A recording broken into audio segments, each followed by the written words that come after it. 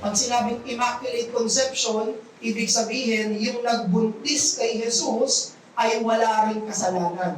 So itinuturo ng Roman Catholic Church na nung pinanganak si Maria, she was also preserved sinlessly para hindi mahawaan yung Panginoong Jesus ng kasalanan. So for Jesus to be sinless, His mother, Mary, should be sinless as well. Ito daw ay binigay ng Diyos bilang espesyal na biyaya kay Maria. At yung tatalakayin natin ngayon sa talata natin ay tungkol rin sa pag-anunsyo sa kay Maria ng isang anghel, ang ina ng ating Panginoon. So, hindi tayo naniniwala dito sa mga katuruan na ito. Marami tayong pwedeng sabihin na argumento galing sa Biblia na si Maria rin ay may kasalanan at si Maria rin ay hindi kailangang maging walang sala para si Jesus ay maging walang sala. Alam nyo, eternal regress yan. Ibig sabihin, yung nanay ni Maria, dapat wala rin sala para wala siyang sala. Yung lolo niya, dapat wala rin sala para maging wala siyang sala. Ba't kailangan na magsimula sa nanay ni Jesus ang walang sala kung kaya ng Diyos na ipreserba yung Panginoong Jesus sa pagiging walang sala, nagsimula sa Kanya. At marami pa tayong pwedeng pag-usapan dito, katulad ng walang talata sa Biblia, ang nagpapatunay na wala siyang sala. Ang palaging pinagtutuunan ng pansin ng Biblia ay si Jesus bilang walang kasalanan. At walang binabanggit sa Biblia na walang sala si Maria. At hindi yan ang gusto kong talakayin ngayon. Pero titignan natin ano yung implikasyon ng pagiging birhen ni Maria at yung pumapalibot sa pag-anunsyo ng kapanganakan ni Jesus. Kaya tumayo po tayo, babasahin natin ang passage natin sa Luke chapter 1 verse 26 hanggang 38. So, mula ngayong araw na to hanggang sa mga susunod na araw ng Panginoon, tatalakayin natin ang inkarnasyon ng Panginoong Jesus. At dito tayo magsisimula. Lucas chapter 1 verses 26 hanggang 38. This is the word of the Lord.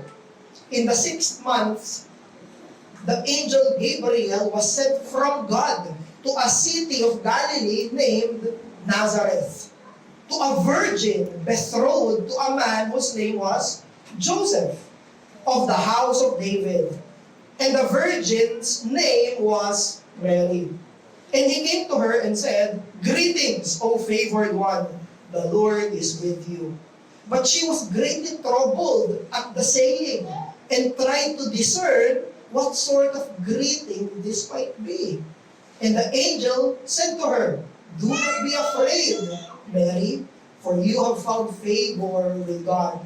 And behold, you will conceive in your womb, and bear a son, and you shall call his name Jesus. He will be great, and will be called the Son of the Most High. And the Lord will give to him the throne of his father David. And he will reign over the house of Jacob forever. And of his kingdom there will be no end." 34. And Mary said to the angel, "How will this be, since I am a virgin?" And the angel answered her, "The Holy Spirit will come upon you, and the power of the Most High will overshadow you. Therefore, the child to be born will be called Holy, the Son of God.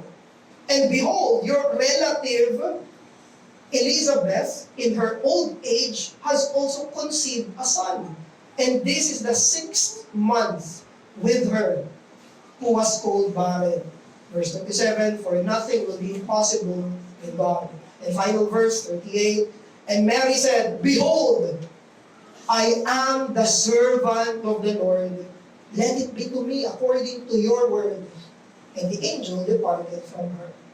This is the word of the Lord. Nakakapulong tayo. So, ito lang yung pagkakasunod-sunod ng mga pangyayari na nakita natin dun sa text natin. 6 months after ng pagbubuntis ni Elizabeth, dumating naman si Angel Gabriel kay Mary. So, 6 months prior, rewind tayo, nagpakita si Gabriel kay Zechariah na isang pari na magbubuntis yung asawa niya na baog at sila magkakaroon ng anak at siya ay magiging si Juan Bautista.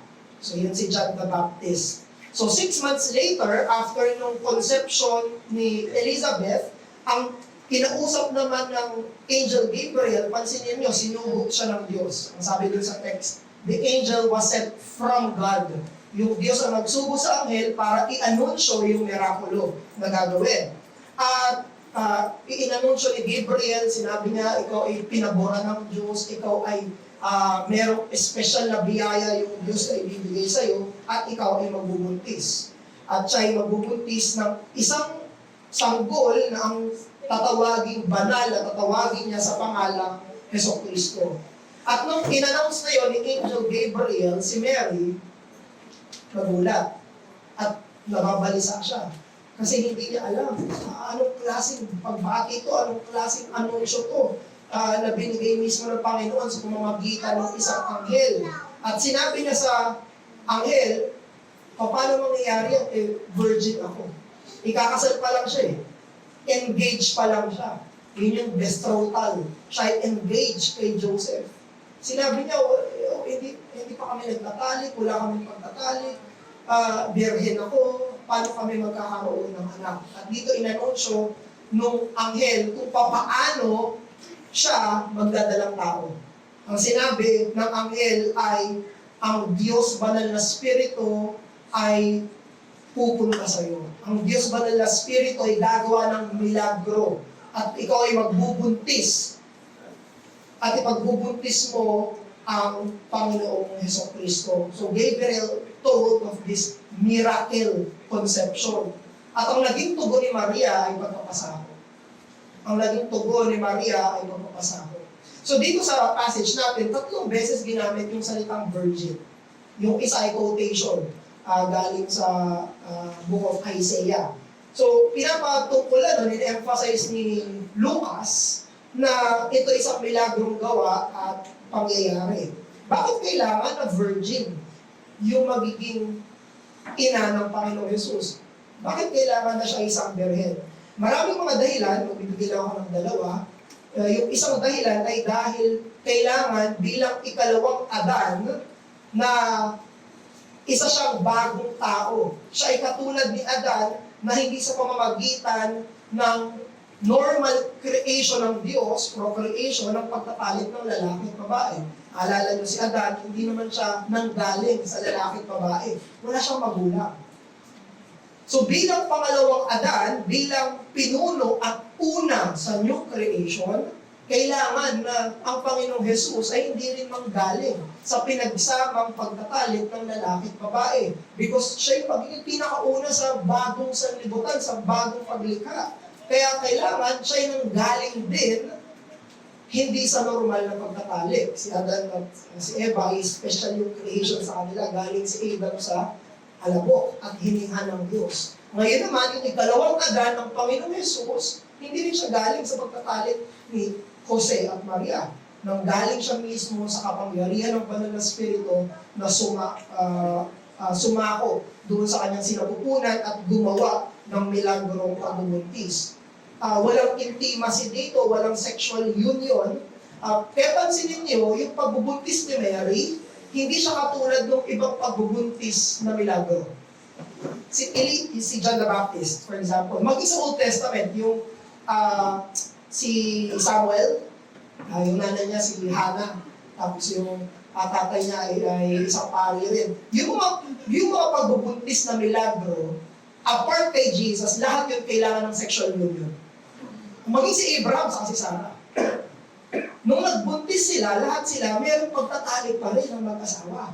Hindi yung walang pagtatalik na buntis. Lahat ng yun, kahit na matanda na, o kaya mayroong pagiging baog, lahat yun mayroong pagtatalik, especially yung kay Jesus. Kaya sinabing birhen. Siya ay birhen na ipinagbuntis niya yung Panginoong Jesucristo. So ito ay isang supernatural event. Hindi ito ordinary pregnancy. This is the supernatural work of the third person of God. Ito ay isang milagro. Kaya sinabi ni Anghel Gabriel sa verse 37, "For nothing will be impossible with God."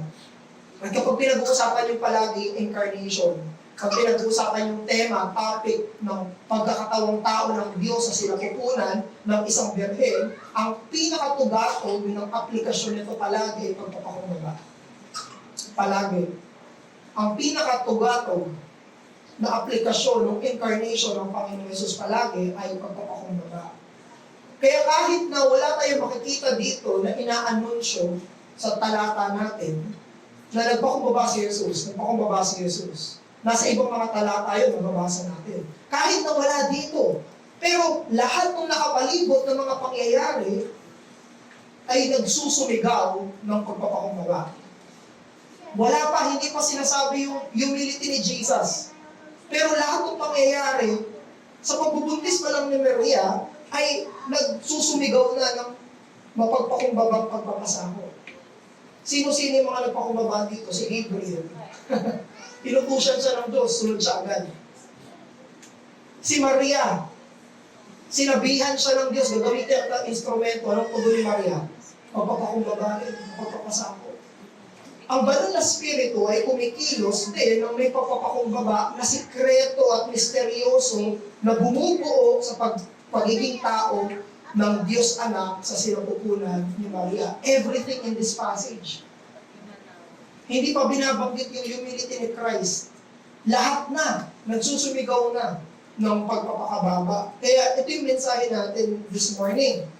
Ang birheng pagbubuntis kay Jesus ay isang milagrong ginawa ng banal na spirito na humihingi ng mapagpakumbabang pagpakasailalim. The virgin conception of Jesus was the miracle work of the Holy Spirit that orders humble submission. At pag pinag-usapan natin yung humble submission, hindi na ako mag-focus kay Gabriel, pero tutunghayan natin, una, sa usapin ng pagpapakababa, yung gawa ng banal na spirito. At sa usapin ng pagpapakababa, titignan din natin pangalawa, yung tugon ni Maria. So, gawa ng banal na spirito at tugon ni Maria. The work of the Holy Spirit and the reply of the Virgin Mary. So, una, the work of the Holy Spirit from verse 35 hanggang 37, sinabi sa talata natin that according kay Gabriel, sabi niya, the Holy Spirit will overshadow you. Pag ginamit yung salitang overshadow, bumabalik yan sa Genesis chapter 1 verse 2.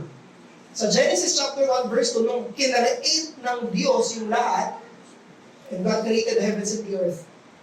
Sa verse 2, and the world was empty and void, and the Spirit of God hovers over the face of the deep. Yung salitang hovers, may pagbabalik tanaw yan, galing sa talata natin, na nandun yung banal na spirito. Nasa paglikha pa lang, sa creation pa lang, nandun na yung Holy Spirit. At marami mga commentators yung nagsasabi, ganun din daw yung pananalita nung papaalis pa lang yung Israel galing sa Ehipto, na sila ay tinatakluban ng ulap ng Diyos. Di ba, mayroong apoy sa gabi at ulap sa umaga sa pagtakas ng mga taga-Israel papunta sa lupang pangako galing sa Ehipto. Ganun daw yung pananalita. Ganun din sa tabernakulo, kapag nandun yung presensya ng Diyos, merong usok at may kulap. May sense of overshadowing. Yung ikatlong persona ng Diyos ay kumikilos sa pagkakataong tao ni Jesus in the term of overshadowing. Pag sinabing overshadow, it denotes gentleness and power. Pagkamarahan, pero makapangyarihan. It denotes mildness and potency. It denotes mystery and secrecy. Kapangyarihan, pero marahan. Kalakasan, pero mild. Yan ang kilos ng banal na spirito sa pagbuo kay Hesus Kristo sa kanyang pagkatao sa sinapupunan ni Birhen Maria. Kaya yung third person of God, the Holy Spirit, napaka-vital yan sa pagkatawang tao ng Panginoong Jesus. Yung incarnation, Yan ay supernatural creation ng Holy Spirit na may marka ng pagpapakababa at kapangyarihan. It is the work of the Holy Spirit. Hindi sa pagpapanganak, sa pag-conceive pa lang. Yung simula pa lang ng first trimester ni Mary, yun ay gawa ng Panginoong Diyos, gawa yun ng banal na Espiritu. Kaya pag pinag-aralan natin kung sino ang ikatlong persona ng Diyos, kung sino ang banal na Espiritu, palagi natin makikita na yung trabaho niya nasa backstage. Pag pinag-usapan natin ang Holy Spirit, ang palaging ginagawa ng Holy Spirit, palagi siya nasa likod na kumikilos. Palagi siya nasa backstage, hindi siya yung nasa limelight. Hindi siya yung nasa harapan, siya yung nasa likod. Pero makapangyarihan siya kumikilos.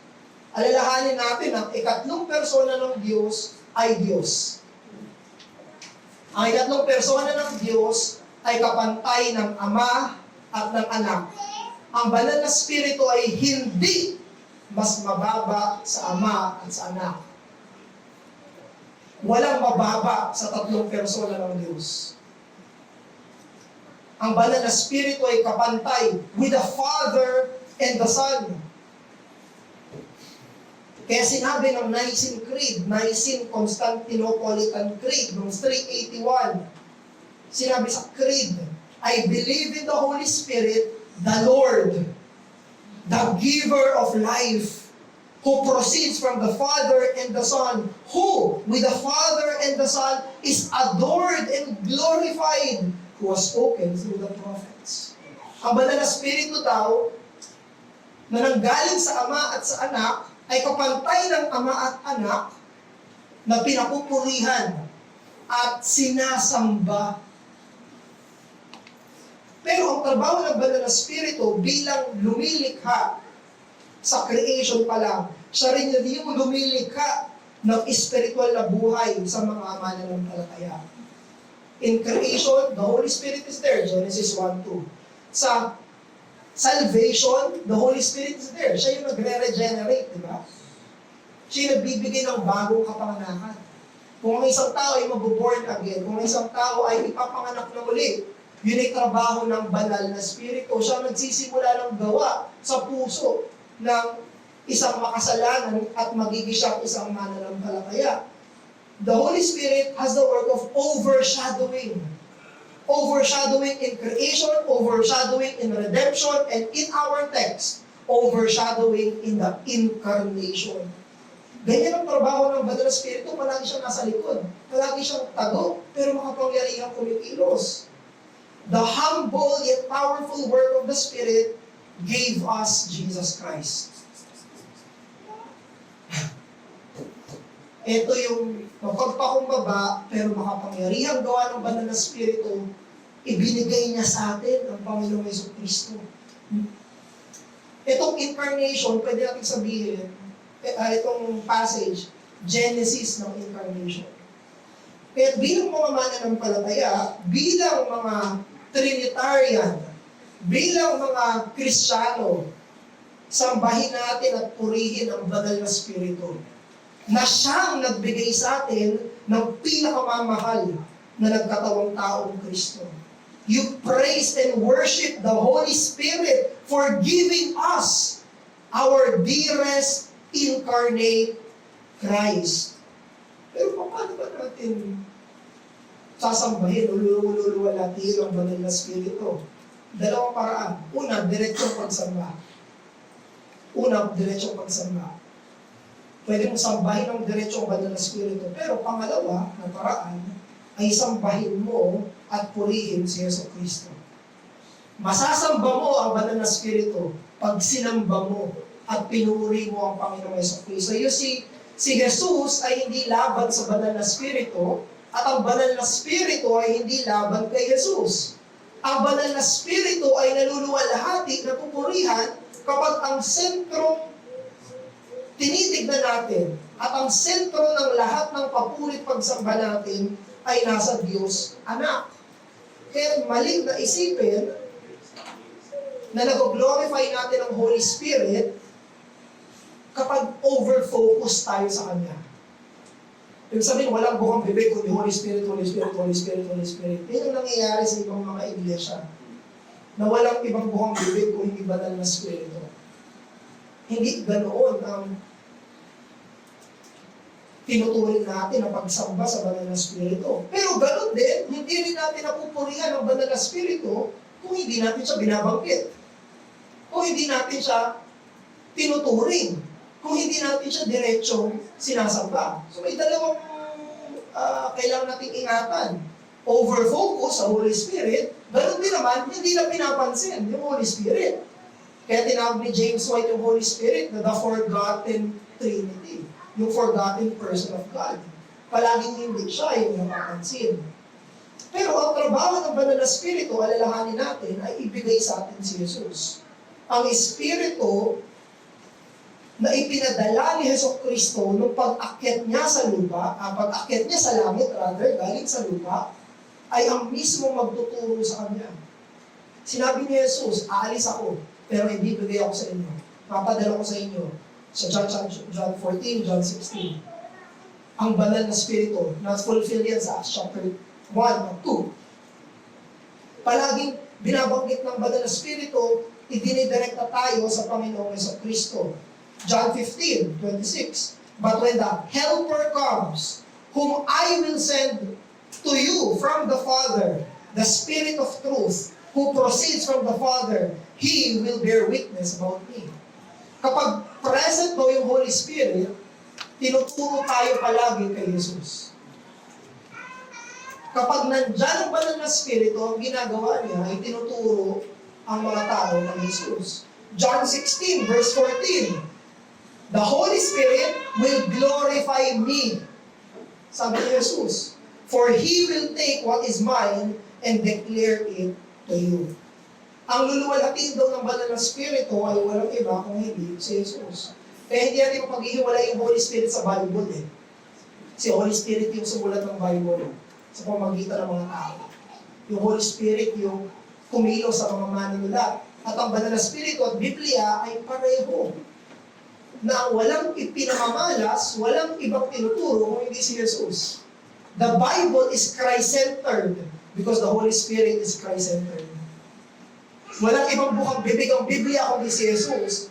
Dahil yung sumulat noon, yung banal na Espiritu, ay walang ibang bukang bibig kung hindi ang Panginoong Jesucristo. Kaya natutuwa ang banal na Espiritu kapag inaalala natin si Jesus. Naliligayahan ng banal na Espiritu kapag pinupuri natin si Jesus. Masaya ang banal na Espiritu kapag minamahal natin si Kristo. Naluluwalhati ang banal na Espiritu kapag pinaniniwalaan natin si Kristo. Napapapurihan ang banal na Espiritu kapag nagpapasakop tayo kay Jesucristo. Kaya kung ikaw, Kristiyano, lumalago ka sa kaalaman at biyaya ni Kristo, sabi na epistle ni Peter, yan ay trabaho ng banal na Espiritu. Siya yung gumagawa niyan sa iyo. Kapag mas natututo ka pa, nakikilala mo pa si Jesus, work ng Holy Spirit yan. Kapag lumalago ka sa biyaya ni Jesus, nakoconform ka sa image ni Christ, trabaho rin yan ng banal na Espiritu. Siya ay napapapurihan. Kapag ang church, walang ibang inisip at ang focus ng church ay maghari, mag-advance yung Ebanghelyo ni Kristo, maluwalhati si Kristo, ang mga tao, lahat ay yumuko kay Kristo, natutuwa ang banal na Espiritu. Dahil yan ang trabaho niya. Yan mismo yung punto niya. At kung ikaw ay hindi pa mananampalataya, ang dapat maging focus mo ay si Jesus. Sila na mga hindi pa Kristiyano, ang dapat nilang saliksikin, na dapat nilang hanapin ay magkaroon ng personal at pangkaranasang pagkakaintindi sa krus ni Jesus. Dahil dyan kumikilos yung banal na Espiritu, that is the glory and the work of the Holy Spirit. Yung telescope, ginagamit yan para makita yung mga magagandang mga planeta, magagandang mga bituin, yung mga magagandang mga nandoon sa galaxy. Mga magagandang mga pangyayari sa kalawakan. Yung telescope, hindi yan inimbento para i-draw yung attention sa sarili niya. Yung telescope, hindi yan nandyan para sabihin, ganda naman ang telescope. Yung telescope ay inimbento para gamitin siya para mas makakita ng ibang kagandahan, ibang klase ng mga brilliance at majesty ng mga stars at planets na hindi natin makikita ng mata lang natin. Na kung mata lang natin, gagamitin natin, madilim na himpapawid lang yung makikita natin. Ganun yung banal na spirito. Ganyan yung trabaho ng banal na spirito. Nandyan siya para sa pamamagitan ng banal na spirito, magkaroon tayo ng paningin sa kagandahan at kaluwalhatian at perfeksyon ng Panginoong Hesukristo. Ang trabaho ng banal na spirito ay hindi na sinasabi na tignan niyo ako, tignan niyo ako. Ang sinasabi ng banal na spirito, tignan mo si Jesus. Kung gaano siya kakaluwalhati, gaano siya kamaawain, gaano siya tumatanggap ng makasalanan, gaano siya nagliligtas. Tignan mo yung kaluwalhatian mismo ng Panginoong Jesucristo. The Holy Spirit magnifies Christ in our hearts. Na mas lumalalim yung pagtingin natin sa pag-ibig niya, kagalingan niya, mga perfeksyon niya. Bilang mga mananampalataya, maniwala ka na mapagpakumbaba ang Trinidad na Diyos. Maniwala ka na mapagpakumbaba ang Trinidad na Diyos. Ang Diyos ay may tatlong persona at iisang esensya. Iisang Diyos na may tatlong persona. Pag sinabi natin na mapagpakumbaba ang Diyos, mapagpakumbaba ang Ama, mapagpakumbaba ang Anak, at mapagpakumbaba ang banal na Espiritu. Each person of God is humble. And what we see here in our passage is the humility of the third person of God. Ngayon, tignan naman natin yung tugon ni Maria. The reply of the Virgin Mary. Sa verse 38, ito na yung last verse, binanggit dito kung ano yung tugon ni Mary after ng announcement ni Gabriel. Pero may tanong ako, ano sa tingin nyo yung mangyayari kung ang isang batang babae na engaged ay biglang nagkaroon ng pregnancy bumps? Ano yung tingin nyo mangyayari kapag ang isang engaged na batang babae, dalaga, ay biglang lumaki yung tiyan? Wala pa, hindi pa sila kasal. Biglang lumaki yung tiyan. Ano yung tingin nyo mangyayari? Ang isang mangyayari ay magkakaroon ng chismisan. Yan ang mangyayari. Magkakaroon ng gossip. At yung gossip na yun, ang pwedeng isipin ay tungkol sa sexual immorality. Bakit buntis siya? Hindi pa sila kasal. Bakit buntis siya? Betrothed pa lang sila. Pag sinabing betrothed, sa panahon nila, ang imperfect na equivalent nun sa panahon natin ay engagement. Pero alam niyo, yung betrothal sa panahon ng mga Hudyo ay mas mabigat kaysa sa engagement natin ngayon. Yung betrothal sa panahon ng mga Hudyo at sa kultura ng mga Hudyo ay legally binding. Legal yun. Hindi yun usapan nyo lang. Kaya naalala nyo, nung nag-announce si Gabriel kay Jose, sinabi niya, bubuntis si Maria, ang unang tugon ni Jose, i-divorce ko siya quietly. Bakit niya i-divorce? Hindi naman sila kasal. Bakit niya i-divorce? Hindi naman siya kasal.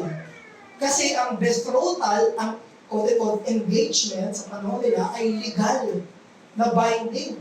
Hindi pa sila married, hindi pa sila pwede magsama. Sa panahon ng betrothal, sila'y magkahiwalay pa ng bahay, yung babae na sa pamilya niya, lalaki sa pamilya, pero naghahanda na sila ng pakasal.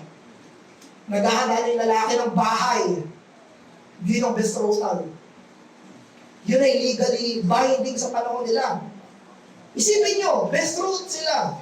Tapos dito nag-anong si Gabriel, buntis ka, mabubuntis ka. Tapos, nag-agree si Mary. Sabi niya, I am the Lord's servant, matupad nawa ang salita ng Panginoon sa atin. Alam niyo nung sinabi ni Mary yun, tinanggap niya ang lahat ng consequence. Nung sinabi ni Mary yun, hindi niya lang sinabi na tatanggapin ko yung gagamitin ako ng Panginoon para ipagbuntis siya at iluwal siya. Hindi lang yun ang tinanggap ni Maria. Tinanggap niya ang lahat ng consequence. Kaya alam niyo, nung nag-ministry na si Jesus, sa John chapter 8, kausap niya yung mga Hudyo, alam niyo, isang patutsada ng mga Hudyo at Pariseo ay Jesus. Kasi sabi ni Jesus, sabihin niyo sa akin kung meron akong kasalanan. Wala makapagsalita. Alam niyo yung patutsada ng mga Pariseo, sa John 8:41, we were not born of sexual immorality. We have one Father, even God. Ibig sabihin, doon sa kapanganakan ni Jesus ay may mga umaalingaw-ngaw na chismis. Na bakit buntis si Maria, hindi pa sila kasal. Isipin nyo, yan ang, hindi lang yung pagbubuntis, maging sasabihin ng ibang mga tao, lahat ng yan tinanggap ni Maria para masunod niya ang Diyos. Hindi lang yung physical, emotional, spiritual bearing, maging yung social consequence ng pagsunod niya sa Panginoon. Kahit na pag hinalaan ako ng mga tao na gumawa ako ng kasalanan, tatanggapin ko yan dahil susundin ko ang Panginoon. Unlike kay Zechariah, si Maria ay hindi nagtanong ng confirmatory sign. Alala nyo, si Zechariah, yung tatay ni Juan Bautista, pinipi siya ng Diyos. Kasi hindi siya naniwala na magbubuntis Elizabeth. Pero si Mary, nung nagtanong siya, hindi siya nagtatanong dahil nagdududa siya. Nagtatanong siya, how can this be since I am a virgin? Dahil nang humihingi siya ng paglilinaw. Paanong mangyayari ito? Magkaiba yung tugon ni Maria ng pagtatanong at tugon ng pagtatanong ni Zechariah. Sa sobrang pagpapasakop ni Maria, umawit pa siya ng papuri sa Diyos at kaluwalhatian sa Diyos sa verse 46 hanggang 56. Ito yung tinatawag na Magnificat. Ito yung kanta ni Maria dahil magkaroon siya ng pribilehiyo na gamitin siya ng Diyos. This is the Song of Mary. Kumanta ng papuri si Mary sa Diyos.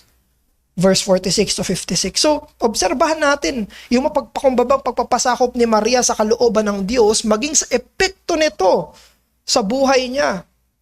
Diyan natin makukuha yung aral na yung tugon ng pananalig sa mapagpakumbabang inkarnasyon ay mapagpakumbabang pagpapasailalim. Ang response ng faith sa humble incarnation ay humble submission. Na kapag nakita mo yung pagpapakumbaba ng Panginoong Hesus, ang magiging tugon dapat ay mapagpakumbabang pagpapasakop din. At nakita natin ito sa katauhan ni Maria. Alam nyo, ang Roman Catholic Church ay extreme, of course, sa kanilang veneration kay Mary. But I would also say na mga Protestants naman ay nasa kabilang extreme ng pagneneglect na para bang walang mabuting ginawa sa pananampalataya si Maria. Mali na ganyan na maging tugon natin pag binabasa natin ang bagong tipan sa pagbubuntis ni Maria. Mali na sambahin si Maria. Mali na manalangin kay Maria. Mali na tignan si Maria bilang walang sala.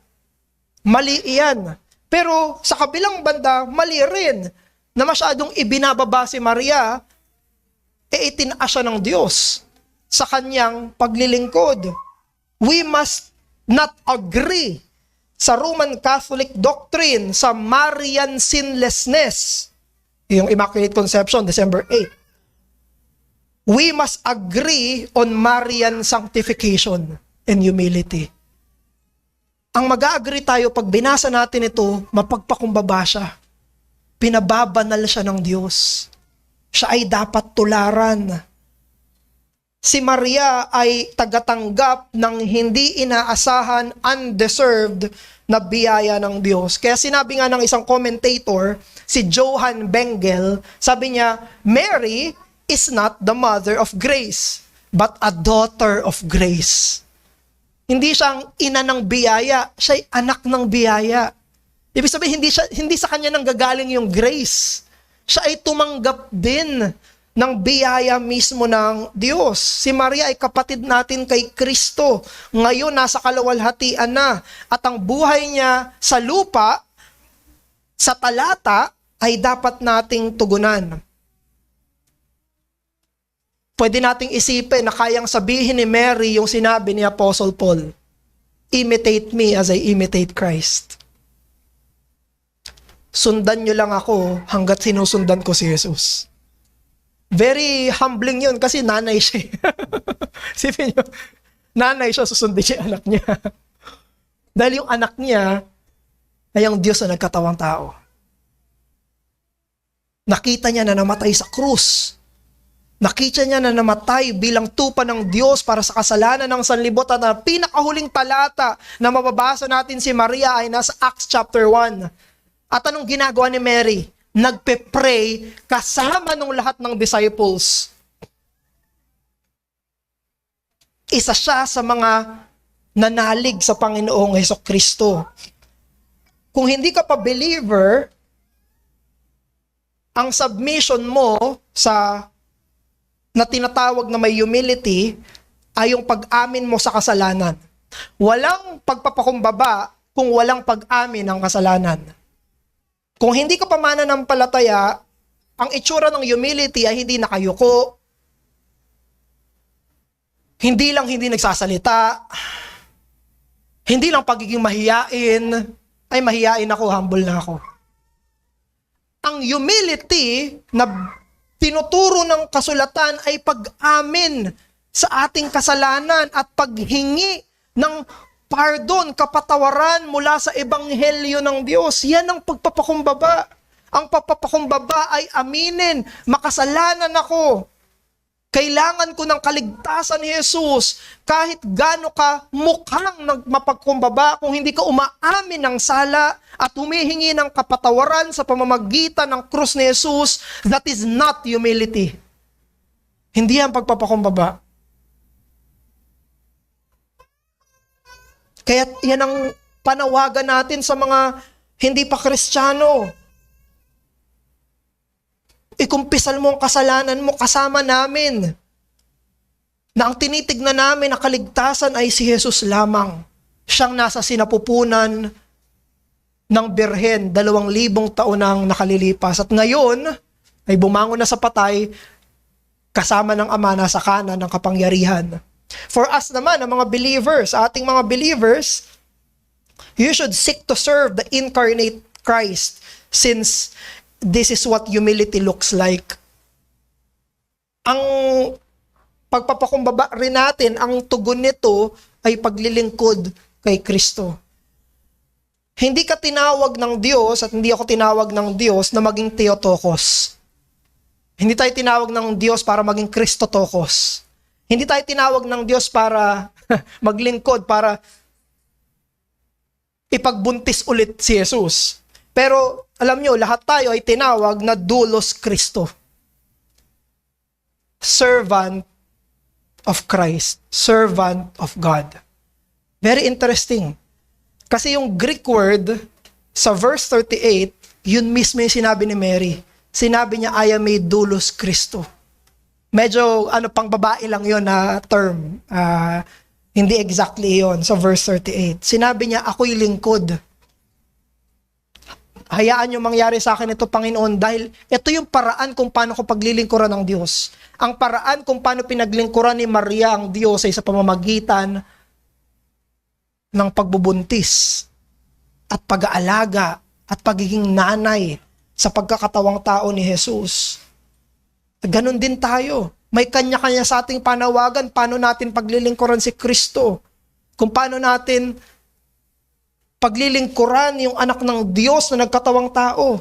At ang challenge for you is not to be devoted to Mary, but to be devoted like Mary to Christ.